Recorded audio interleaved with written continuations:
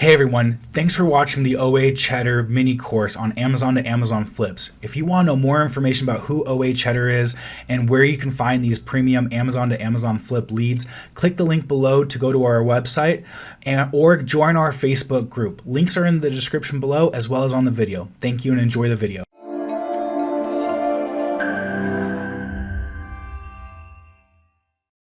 Hey everybody, so I'm in the garage right now and for this video we are going to show you how we receive the products and what we do with it once Amazon sends us the flips, and then I'm going to show you with the vitamins that we purchased in the previous video, as well as what we would do with a shoe item and a clothing item. So I'm going to swap the camera over real quick. Alright, so we've received our vitamins, we received our packing slip from Amazon.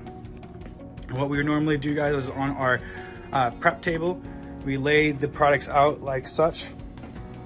I'm going to flip over one to make sure I get a good visible look at the UPC code. And then normally I'm going to show you with the camera that I'm taking the video from.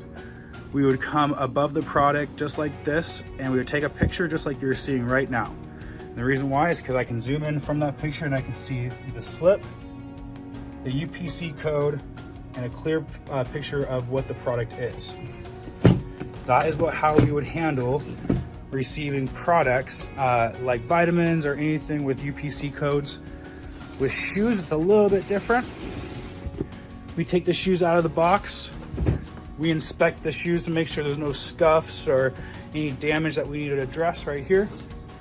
Take our Amazon packing slip, and we would take a picture of the photo right from this angle right here. Again, clearly seeing the UPC, the shoe, and then we can see that we have the label here.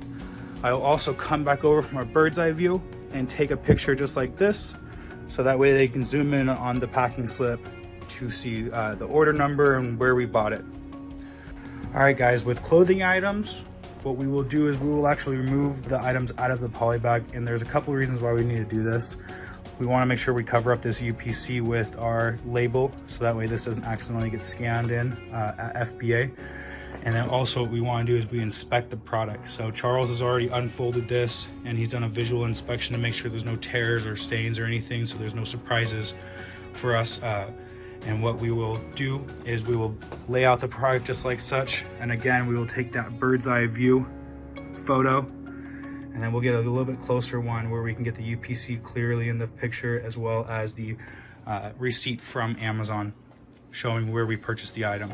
And then from there, we will either put it on our shelf and get it ready for the next step of the process, which is to be scanned into Inventory Lab and put into a batch for a shipment into FBA.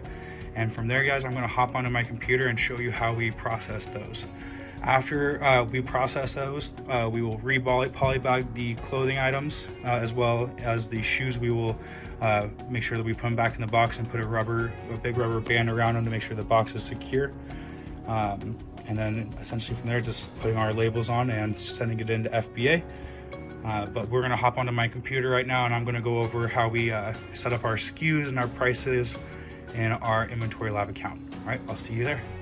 All right, so I'm back at my computer. We've scanned our product into our Inventory Lab batch that we are sending off into FBA.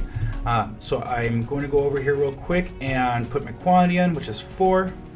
My cost, which is $17.67. There's no tax or anything like that I need to worry about.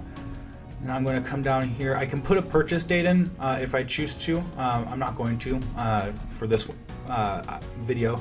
I'm going to type in my supplier, Amazon.com. I'm going to come in here into my SKU, and I'm going to create a SKU, and I'm going to show you how we create our SKUs for our items. For every item, we kind of follow the same type of format. We want description, then supplier, and then price. So this is a Garden of Life. Let's use this to Garden Life. Let's do Garden Life, and then I'm going to put an underscore here, multivitamin underscore. It's a count of 240, so I'm going to put 240 underscore my supplier, which is Amazon. We do AMZ C underscore, and then our price, which is $17.67 per unit. Oh, I do $17.67. We don't add periods for our price. You can kind of set this up exactly how you would like it. And then from there, I'm going to come over here and set my list price. Right now it's at $57.39, which is definitely profitable. But I like to set my prices up higher so that way they don't accidentally sell before I have a chance to change my repricer up. So I'm going to go over here to the keeper graph real quick and just take a quick look at this item. It's selling really well. It looks like the price has shot up. The $57.39 price is actually a higher than normal price. This item is normally selling around 43 bucks. So I'm just going to set this up for $65. It's going to be high enough to where it most likely won't sell before I have a chance to reprice it. And then I'm going to add to batch. And that's as easy as that. Let's go ahead and we're going to do the pair of boots real quick. I have the UPC actually on my phone, so it is 736-705-226-574. I'm going to show you how we do it with shoe and clothing items because it's a little bit different. So I have a quantity of 1. My cost on these is $67.95. No tax or anything to worry about. Supplier's Amazon.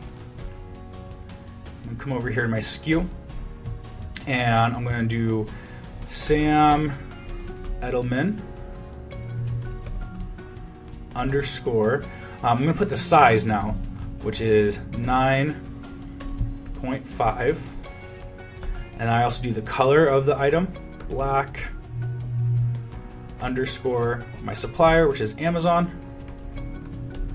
and then my price, which is $67.95. Okay. Come over here right now. The list price is $169.95. Of course, that's profitable, but I want to make sure my price is set up a little higher so I have a chance to reprice it. And I'm going to set this up to $175. Actually, I'm going to do a little bit higher because there might be a chance that by the time I send this in and it goes live into Amazon, it might be I might be the only offer. So I'm going to set up for $199, which is higher than it looks like it's ever sold for according to the Keepa graph. But I'm just doing that so that way I can reprice it. So that way it's competitive. If it sells for $199, great. I mean, that's a ton of profit and a huge margin. But most likely it will probably not sell right away, and it'll give me a chance to reprice it. Add that to my batch, and that's it. And so that's how we set up our SKUs, and for whether not just if it's Amazon flips really, but for any of our OA or RA items, we just want to make sure we have a description of the item, the source, and then also the selling or the buy cost for that item. And this helps us also when we want to go into Inventory Lab and check on our SKU profitability. I can type in .c and it will normally pull up all of our online purchases, or I can do amz.c for Amazon and then look at just my Amazon listings. So that's the main reason, or not the main reason, but that's one of the reasons why we set up our SKUs the way they do. So I hope this video was helpful. I'll see you guys on the next one. Thank you. Hey everyone, thanks for watching the video. We hope that you found it helpful and informative for your Amazon to Amazon flips. If you want to know more about OA Cheddar and the Amazon to Amazon flips that we provide, please click the links below in the description and on this video. There is one for our website as well as one for our Facebook community that you can join. I hope you have a great rest of your day, and we'll see you on the next one.